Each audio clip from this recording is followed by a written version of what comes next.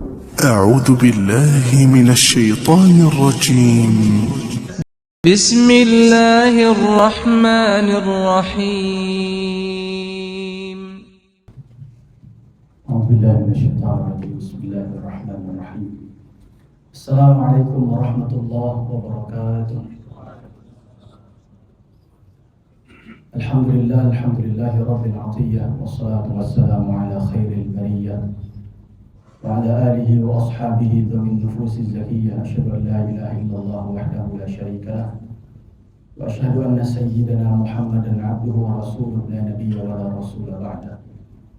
اللهم ربنا فصل على سيدنا وحبيبنا وشفيعنا وقربتنا وقرة أعيننا ومولانا محمد وعلى آله وأصحابه ومن سار على دربه ونهج على منهاجه واستنى بسنته واهتدى بهديه إلى يوم لقاء ربه. سبحانك لا علم لنا إلا ما علمتنا إنك أنت العليم الحكيم. لا إله إلا أنت سبحانك إنا كنا من الظالمين. اللهم لا سهل إلا ما جعلته سهلا، وأنت تجعل الحزن إذا شئت سهلا. اللهم علمنا ما ينفعنا وانفعنا بما علمتنا، وارزقنا علوما تنفعنا في ديننا ودنيانا وآخرتنا برحمتك يا أرحم الراحمين. Tibtum wa mansyakum wa tabawwa'tum min al-jannati manzila, amma ba'd. Alhamdulillah, pujian dan syukur hanya milik Allah Subhanahu wa taala. Salawat dan salam kita hadiahkan kepada suri tauladan kita, Nabiullah Muhammad sallallahu alaihi wasallam. Jamaah sekalian yang dimuliakan Allah Subhanahu wa taala, di dalam surat Al-Balad ayat yang ke-6, Allah Subhanahu wa taala berfirman, A'udzu billahi minasyaitonir rajim. Bismillahirrahmanirrahim. Yaqulu ahlaktu malan lubada. Dia berkata, aku telah menghabiskan hartaku yang banyak. Jamaah sekalian, yaqulu, dia berkata pada ayat itu, yang dimaksud adalah, kalau kita buka tafsirnya Imam Al-Qurtubi dalam kitabnya beliau yang berjudul Jami' li Ahkamil Quran, beliau mengutip dua riwayat. Yang pertama adalah riwayat yang disampaikan oleh Sayyidina Ibnu Abbas radhiyallahu ta'ala anhu. Yang kedua adalah riwayat yang disampaikan oleh Imam Muqatil rahimahullahu ta'ala. Pada riwayat yang pertama, yaitu yang disandarkan kepada Sayyidina Ibnu Abbas radhiyallahu ta'ala anhu wa ardhahuma, dia pada ayat tersebut yang dimaksud adalah bernama Abu al-Ashaddain. Namanya mungkin baru pernah kita dengar. Kalau disebut Abu Bakar, Abu Jahal, Abu Lahab, Abu Sufyan, Abu Hurairah, Abu Abbas, dan seterusnya, mungkin sering kita dengar. Dan ada seorang kafir Quraisy Makkah yang bernama Abu al-Ashaddain, yang kata-katanya diabadikan oleh Allah di dalam Al-Quran ini. Sebagaimana beberapa manusia lain yang juga kata-katanya atau terdapat di dalam Al-Quran. Misalnya seperti ketika Fir'aun mengatakan ana rabbukumul a'la, seperti Luqmanul Hakim ketika menasihati anaknya Allah tusyrik bi waliwalidaika, ya. Kemudian ketika misalnya Qarun mengatakan innama utitu ala ilmin indi, ya. Dan juga perkataannya Sayyidina Umar bin Khattab misalnya ketika turun surat At-Tahrim ayat 5. Artinya perkataan yang bukan seorang nabi tetapi ada di dalam Al-Quran sebagai ibrah tentunya.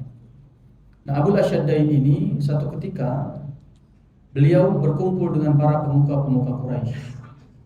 Mereka sedang saling memamerkan kontribusinya, saling menceritakan apa yang telah mereka lakukan fi adawati Muhammadin sallallahu alaihi wasallam, dalam hal melakukan segala upaya permusuhan terhadap Rasul sallallahu alaihi wasallam. Maka masing-masing kemudian menceritakan apa kontribusinya, apa pengorbanannya, apa yang telah dilakukan. Sampai tibalah kepada Abu al-Ashaddain yang mengatakan ahlaktu malan lubada, ay ahlaktu malan jam'a, ahlaktu malan katsira. saya ini fi adawati Muhammadin sallallahu alaihi wasallam, dalam rangka memusuhi Muhammad sallallahu alaihi wasallam, menghancurkan agamanya, dalam rangka memusuhi umatnya, dalam rangka mendegradasi Al-Qur'annya dan seterusnya, maka saya sudah menghabiskan harta saya sebanyak-banyaknya. Jemaah sekalian, apa yang disampaikan Abu Asyaddain ini setidaknya kita bisa ambil dua hikmah. Sebelum nanti kita lanjutkan kepada riwayat yang disandarkan kepada pendapat kedua dari Al-Imam Muqatil. Yang pertama adalah ternyata mereka yang tidak suka dengan Rasul sallallahu alaihi wasallam, tidak suka dengan agama Islam, tidak suka dengan Al-Qur'an, maka mental yang mereka wariskan sampai generasi hari ini adalah mental bagaimana habis-habisan dalam berjuang. 4 hari yang lalu kurang lebih jemaah sekalian, di salah satu judul pemberitaan misalnya, ada pesawat jet tempurnya Amerika terbaru seharga 2 triliun rupiah berhasil jatuh, tertembak, jatuh. Bayangkan, siap untuk melakukan operasi habis-habisan dengan bermodalkan besar. Setahun yang lalu misalnya di salah satu pemberitaan Al Jazeera tertulis, judul beritanya adalah sekitar 800-an lebih tank baja Israel itu menjadi barang rongsokan di Palestina, jadi bangkai. Dan kalau seandainya satu harga tank saja 50 miliar misalnya, maka 800 tank itu kira-kira ada di angka 40 triliun. Berapa harga rudal balistik? Berapa harga satu peluru? Berapa harga satu drone? Dan lain sebagainya. Yang di zaman Rasulullah SAW, para sahabatnya pun menyikapi dengan siap dengan mental habis-habisan. Kalau kita buka biografinya Sayyidina Abu Bakar misalnya, tercatat dengan tinta emas sejarah bahwa Sayyidina Abu Bakar pernah dalam satu kali momentum berinfaknya itu sampai mengeluarkan 40.000 dinar, 40.000 dinar. Kalau satu dinarnya itu 4,25 gram emas, 1 gramnya itu sekarang berapa? 2,5 juta. Ya. Kira-kira ada di angka berapa itu? Hah? Coba kita hitung. Jadi jadi ibrah buat kita. 4,25 dikali 40.000 dinar dikali 2.500.000, maka akan keluar angka 425 miliar rupiah satu kali infak. Dalam biografinya Talha bin Ubaidillah misalnya, manaqibnya beliau, salah satu keistimewaan beliau adalah pernah sekali berinfak itu sampai 70.000 dirham. Kalau satu dirhamnya 50.000 rupiah, maka 70.000 dirham akan ketemu angka 3,5 miliar. Berapa infaknya Sayyidina Utsman bin Affan dalam perang Tabuk? Berapa sedekahnya, infaknya Abdurrahman bin Auf dalam perang Tabuk? Kalau kita rupiahkan, setidaknya bisa menyentuh angka 400 eman. 250-nya dengan kendaraan untanya dan seluruh perbekalan, dan 150 miliarnya kurang lebih adalah dinar demi dinar yang beliau sumbangkan. Berapa infaknya Zubair bin Awam? Beliau terbiasa setiap hari dengan 1.000 budak yang beliau miliki, setiap harinya adalah infaknya membebaskan seorang budak. Kata Rasulullah SAW, barang siapa membebaskan seorang budak, maka dia akan terbebaskan jasadnya dari siksa api neraka. Kalaulah satu harga budak dinilai dengan 1 ekor unta terbaik zaman itu, misalnya dirupiahkan 200 juta, berarti infak harian dia 200 juta. Kalau 1.000 budak totalnya, berarti total infaknya dalam konteks pembebasan budak ada di angka sekitar 200 miliar misalnya. 70 orang budak lebih yang dibebaskan oleh Sayyidina Abu Bakar, berapa nilainya? Sampai Allah menyebutkan tentang beliau di dalam surat Al-A'la, fa amma man a'ta wattaqa wa saddaqa bil husna fasanuyassiruhu lil yusra. Nah, jemaah sekalian yang dimuliakan Allah, apa yang sudah dicontohkan oleh Abu Asyaddain diwariskan oleh mereka yang satu barisan untuk tidak menyukai Rasul sallallahu alaihi wasallam dengan apapun yang beliau bawa, itu Al-Qur'an dan agama serta umatnya. Sementara apa yang telah dicontohkan oleh Sayyidina Abu Bakar, Talha bin Ubaidillah, Utsman bin Affan, Abdurrahman bin Auf, Zubair bin Awam dan seterusnya, apakah juga kita wariskan? Sementara fenomena yang kita bisa saksikan sesungguhnya adalah ketika mereka mentalnya habis-habisan, justru mental yang ada pada kita adalah takut kehabisan. Mari kita lihat kalau misalnya peristiwa adalah momentum Idul Adha. Ketika panitia mengumumkan akan dilaksanakannya proses pembagian daging kurban jam 1 siang, kira-kira yang mengantri kuponnya dari jam berapa? Setengah 11 dari pagi. Sudah pun dapat kuponnya, kira-kira masih takut kehabisan dagingnya? Kita bicara kemudian panitianya saja. Bahkan sebelum daging dibagikan, panitia sudah ngumpulin sendiri plastiknya. Betul? Dia yang ketawa pengalaman atau bagaimana? Atau menyaksikan? Ada di salah satu daerah perkantoran, masjidnya lebih besar ini. Ya. Mungkin yang di sana sekitar setengah dari sini.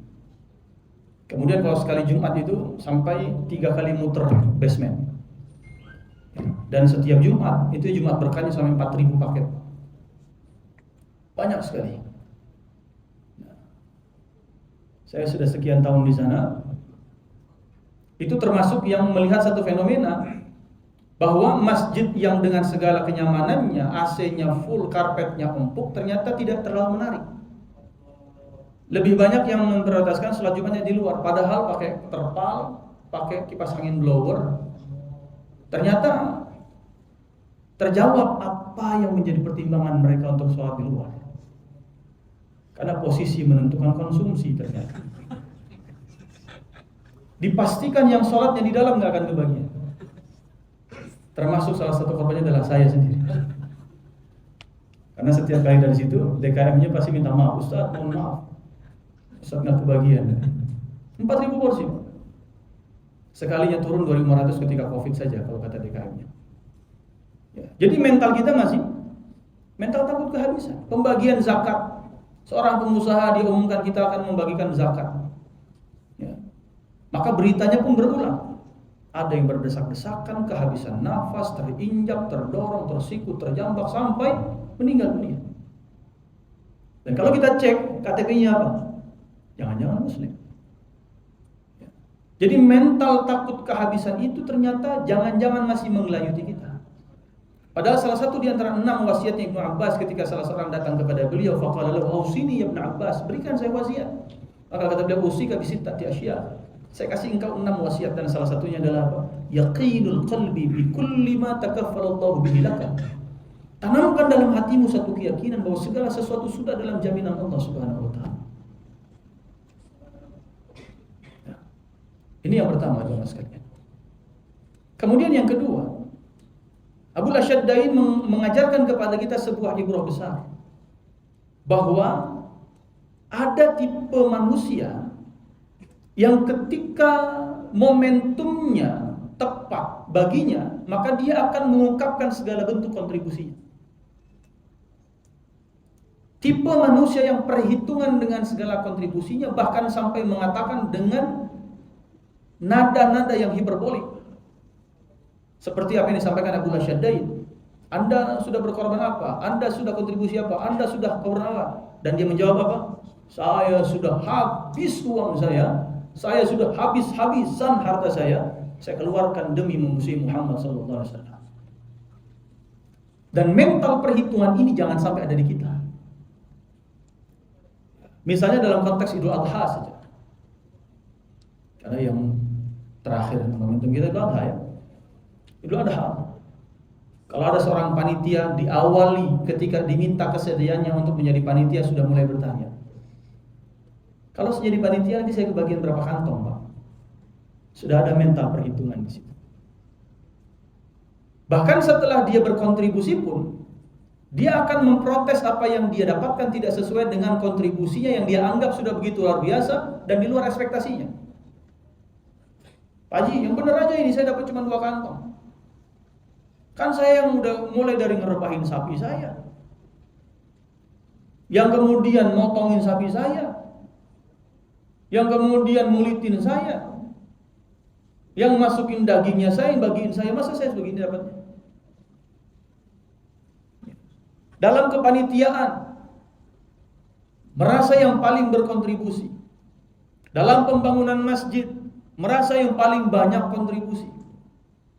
Dalam segala wadah-wadah kebaikan, dalam segala kesempatan-kesempatan kebaikan, maka kalimat Abul Asyaddain pada ayat ini adalah sebagai ibrah buat kita.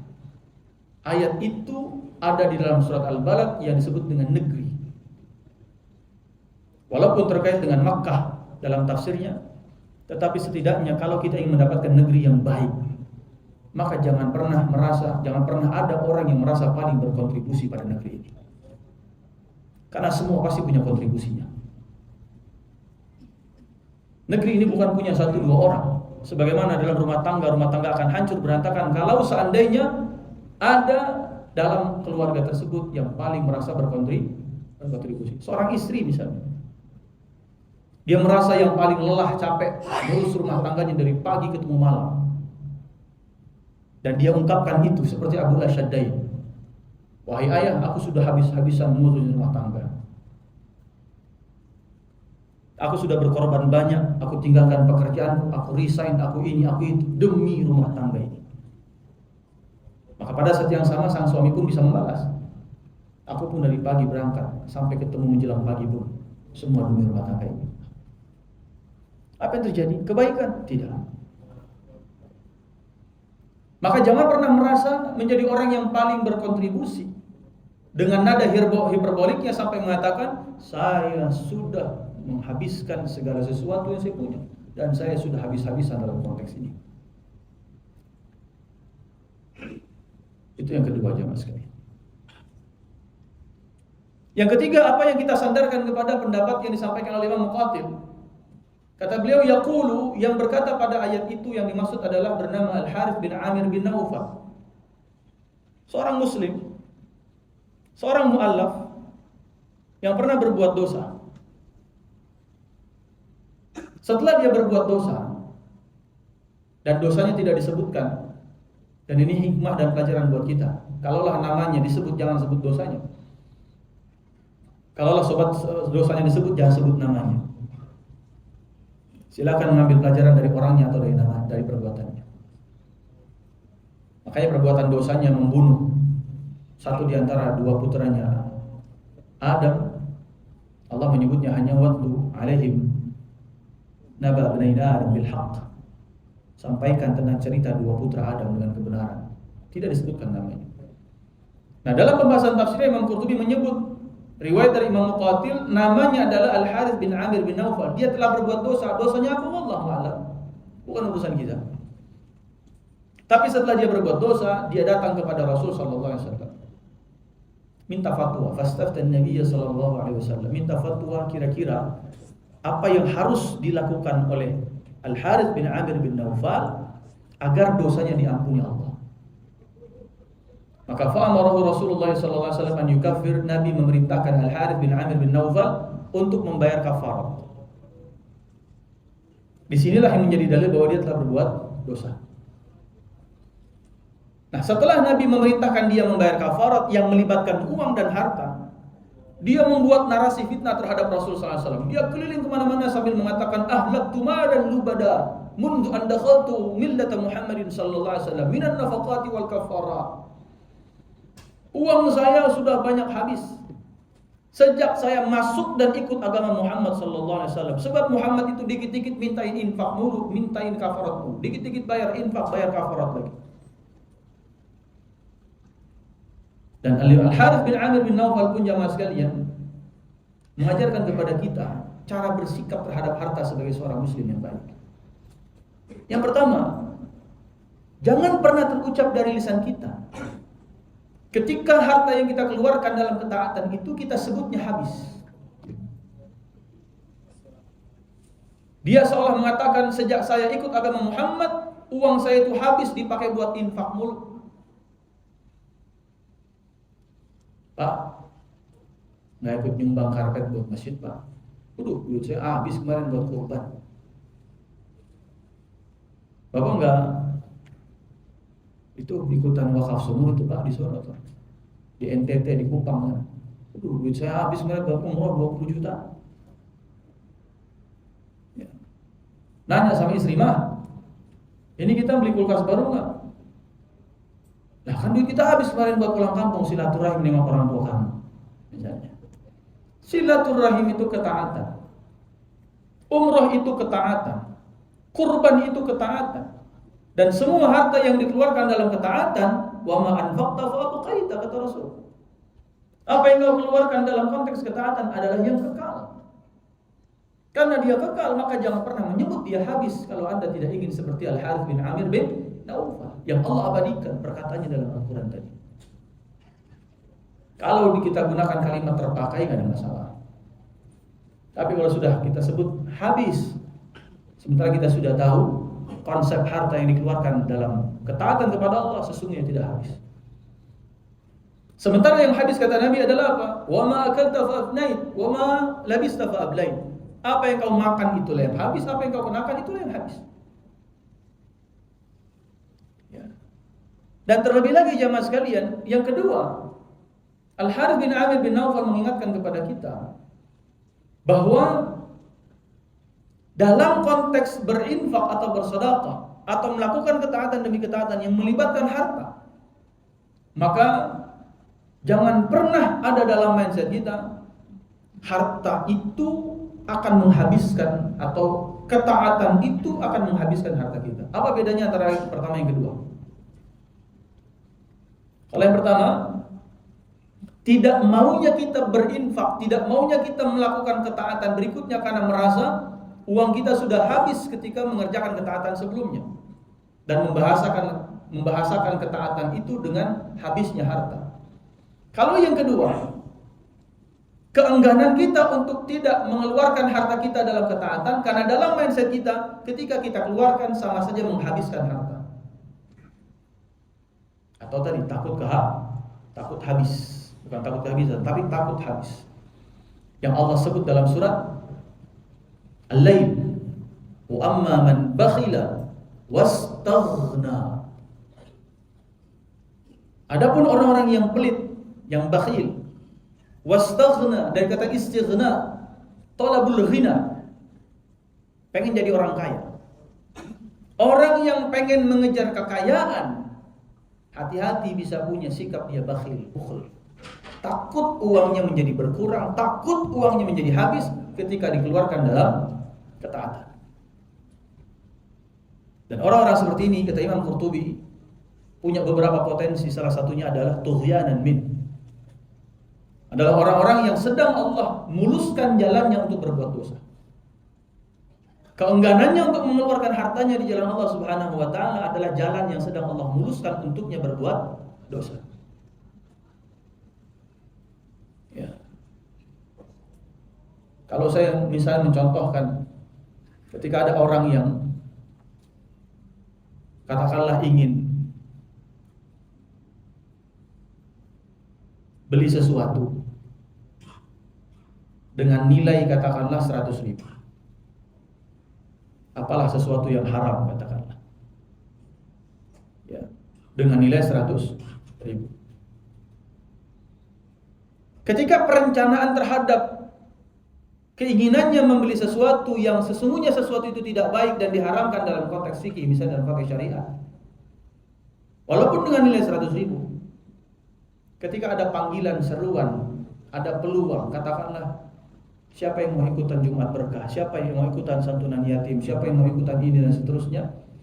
Ketika ada peluang kebaikan, sementara dia punya keinginan membeli sesuatu yang sesungguhnya sia-sia, sesungguhnya tidak baik, sesungguhnya misalnya haram dan seterusnya, maka keengganannya untuk kemudian berinfak tadi, ikutan Jumat Berkahnya, ikutan santunan yatimnya, sesungguhnya adalah sebagai sebuah jalan yang sedang Allah mudahkan, yang sedang Allah muluskan agar perencanaan berbuat dosanya semakin lancar.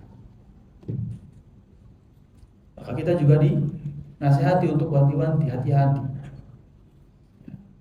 Saat ada peluang kebaikan dan kita sengaja menahannya, wa amma man bakhil wastaghna wa kadzdzaba bil husna fasanuyassiruhu lil usra. Kami sedang mudahkan jalannya untuk menuju keburukan demi keburukan selanjutnya. Nah, jamaah sekalian yang dimuliakan Allah, maka harta itu memang harus habis. Kenapa harus habis? Saya menganalogikannya sederhana. Harta itu dikaitkan oleh Nabi SAW dalam hadisnya, riwayat Ibnu Mas'ud, adalah dengan dititipkannya ruh. Fayunfakhu fihi ruh wa yu'maru bi arba'i kalimatin bikatbi rizqihi wa ajalihi. Ketika ruh ditiup, maka malaikat diperintahkan untuk menetapkan 4 hal. Yang pertama Nabi sebut apa? Rizqihi, baru ajalihi. Artinya tidak mungkin ajal kita selesai sebelum rizkinya selesai. Lan yamutal 'abdu hatta yastawfi rizqah. Tidak akan mati seorang hamba pun sebelum semua rizkinya Allah tunaikan. Sehingga bagaimana membangun persepsi dalam pikiran kita terkait kalau memang Allah masih mengizinkan saya hidup, maka untuk apa harta itu saya bawa tidur? Apa hikmah dibalik tidurnya Ashabul Kahfi jamaah sekalian? Apa yang mereka bawa dalam tidur mereka? Adalah uang. Dan mereka tidak pernah membayangkan tidurnya sampai 309 tahun. Mereka hanya berharap uang ini akan saya bawa besok ketika saya terbangun dari tidur saya.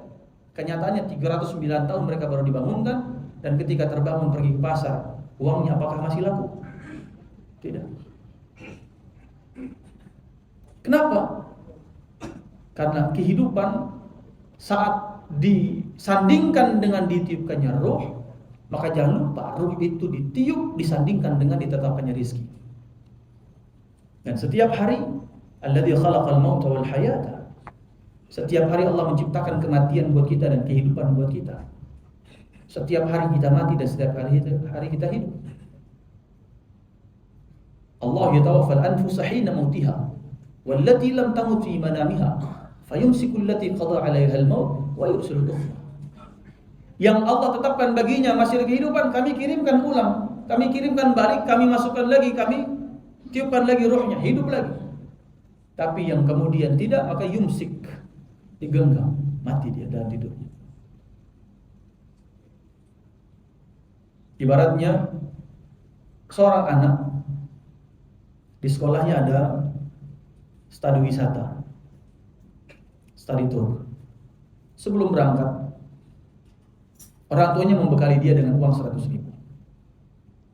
Orang tuanya sudah bilang, nah ini uang pakai. Kalau kamu lapar, beli makan.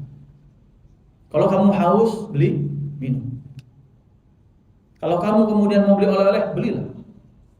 Pokoknya ini uang jadi modal kamu, kalau apapun keperluan, pakai. Setelah 1 harian study tour dari sekolahnya pulang ke rumah, ditanya sama ibu, gimana nak? Seru study tournya? Seru mah. Uang yang mama kasih gimana? Kepake nggak? Kepake mah. Berapa yang kepake? 5.000. Kenapa kok 5.000 doang? Beli apa kamu? Beli proma. Kenapa kamu beli proma? Karena nahan lapar. Akhirnya asam lambung naik. Saking pelitnya uang tidak mau dikeluarkan demi kebutuhan dirinya, padahal sudah dititipkan, pakai nak. Lapar beli makan, haus beli minuman. Lihat teman-temannya makan, dia cuma gigit jari saja. Maka seketika itu pun sang ibu mengatakan, ya sudah, kalau nggak kepake, sini balikin ke mama. Analogi ini jamaah sekalian, sesungguhnya bisa tepat kita hadirkan ketika kita sedang melakukan study tour di dunia ini. Allah sudah bekalin kita dengan rezeki. Kalau kata Allah pakai. Sebab apa? Kalau kita meninggal dunia, pada akhirnya rezeki itu akan kembali kepada Allah, menjadi haknya Allah kembali. Wa anfiqu mimma ja'alakum mustakhlifina fi al-hadid ayat 7. Kaila yakuna dulatan bainal aghniya'i minkum al-hasyr ayat 7. Harta itu fungsinya diputar, bukan disimpan. Harta itu adalah hak pengelolaan atas titipan, karena harta dititipkan saja Allah Subhanahu wa taala. Maka ketika meninggal dunia, harta Allah ambil lagi, dan dengan kemahabaikan Allah bagikan itu kepada ahli waris. Makanya ketentuannya langsung Allah yang menentukan. setengah, seperempat, seperdelapan, sepertiga, seperenam, 2/3. Siapa yang setengah? Kenapa dia dapat setengah? Allah yang menentukan semua hukumnya. Kenapa? Karena milik Allah. Inna lillahi, kita milik Allah, wa inna ilaihi rajiun, dan semua yang ada pada kita kembali kepada Allah juga. Maka harta itu kembali kepada Allah. Dan seperti halnya anak kecil tadi yang tahu seandainya dari awal uang itu pada akhirnya ditagih lagi sama ibunya, saya yakin kira-kira orientasinya apa ketika saat itu? Mending dihabisin, Pak. Betul. Rugi kalau nggak habis, betul. Rugi nggak? Rugi. Tapi segala hal yang menghantui diri kita, bagaimana nasib anak, bagaimana nasib ini dan seterusnya, oke. Kalau kita buka An-Nisa ayat 9, wal yakhshal ladzina law taraku min khalfihim dzurriyyatan dhi'afan khafu 'alaihim. Kita boleh punya kekhawatiran meninggalkan generasi yang lemah. Tapi ingat, dalam tafsirnya lemah yang pertama adalah lemah iman dulu, bukan lemah ekonomi. Lemah ekonomi nomor 4. Lemah iman. Kemudian lemah apa? Intelektual, ilmunya jangan lemah. Kemudian apa? Lemah fisik, nggak boleh sakit-sakitan. Baru lemah ekonomi. Tapi yang kita pikirin hari ini apa? Bagaimana menyiapkan ekonomi mereka, betul? Padahal orang tua kita bisa jadi tidak menyiapkan ekonomi kita saat ini, kita juga alhamdulillah baik-baik saja. Sehingga jamaah sekalian yang dimuliakan Allah, seandainya kita memandang dengan persepsi ini, toh kalau saya meninggal dunia, anak saya kata Allah rizkinya adalah selama hidupnya 1 miliar rupiah, dan saya meninggalkan harta yang pada akhirnya menjadi warisan buat anak saya 250 juta, maka Allah tinggal menggenapi sisanya berapa? 750. Tidak akan merubah. Dan seandainya saya tidak meninggalkan warisan apapun, 0 buat mereka, Allah kemudian tetap memberikan 1 miliar dengan jalan yang Allah carikan, yang Allah kasih. Ada yang melalui jalan kita, ada yang melalui jalan orang lain. Yang penting semua dari Allah. Allah ketetapan rezeki. Sementara mungkin kita kerja mati-matian dan habis-habisan kerjanya hanya untuk sesuatu yang pada akhirnya juga akan habis. Bukan kita yang menikmati, jangan-jangan. Bukan kita yang memanfaatkan dalam ketaatan. Maka harta dalam surat Al-Humazah misalnya, ketika Allah mengatakan alladzi jama'a malan wa 'addada, harta yang dikumpul-kumpulkan, yang dihitung-hitung, yang engkau istaghna, takut tidak menjadi kaya kalau tidak punya harta dan tidak mengumpulkan itu, wailun, kata Allah. Kita buka tafsirnya, apa makna wail? Imam Qurtubi mengatakan ada 4. Al-wail maknanya al-halak, al-'adzab, al-khizyu, wahdin fi jahannam. Beliau menyebut yang pertama, wailun maknanya al-halak. Apa artinya halak tadi? Yaqulu ahlaktu malan lubada. Harta itu kalau tidak kita yang menghabiskan, pada akhirnya dia akan habis nilainya dengan sendirinya. Ya, 309 tahun disimpan, dikumpulkan oleh Ashabul Kahfi, pada akhirnya tidak ada nilainya dengan sendirinya. Kita pernah Pak punya uang di Indonesia ini yang beredar, mata uang atau pecahan uang 500-an gambar orang hutan. Tahu? Ya. Seandainya ada orang yang dulu sibuknya ngumpulin, nimbun, nyimpan 500-an, dia kumpulin terus. Terkumpul 50.000 lembar. Kali 500 berapa? 25 juta. Seandainya hari ini dia masih hidup, dan selama hidupnya kemarin dia ngumpulin yang 500-an terus itu, sekarang bawa ke dealer motor, laku atau tidak? Ada nilainya?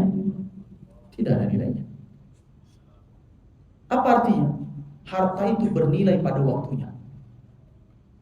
Dan karena waktu itu sementara, maka harta itu bernilainya juga sementara.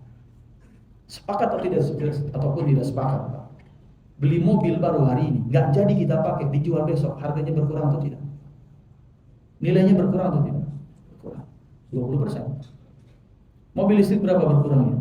40%. Kan begitu kata datanya. Ya. Kita punya anduk harga berapa? 1 juta. Tahun depan masih bernilai nggak itu anduk? Paling jadi geser kamar mandi kan. Kita punya apa lagi? Ya, beli emas hari ini pun dijual hari ini, berkurang nggak nilainya? Berkurang. Saya sampai kemudian mentadabburi apa hikmah Allah terkait Ashabul Kahfi. Ketika di satu malam pulang jam 10, kemudian pengen ngisi bensin, Karena saking capeknya, saya langsung pulang saja. Berpikir apa? Besok aja lah ngisinya. Ternyata jam 12 malamnya bensin naik 16.250. Jadi uang itu saya bawa tidur itu, Pak. Ternyata besok-besok 100 ribunya udah gak laku lagi untuk harga 12.300 ya. Berkurang gak nilainya? Berkurang. Ketika kita punya harta, dia punya nilai terbaik di waktunya memang. Besok belum tentu dia punya nilai lagi. Kenapa kita gak manfaatkan hari ini?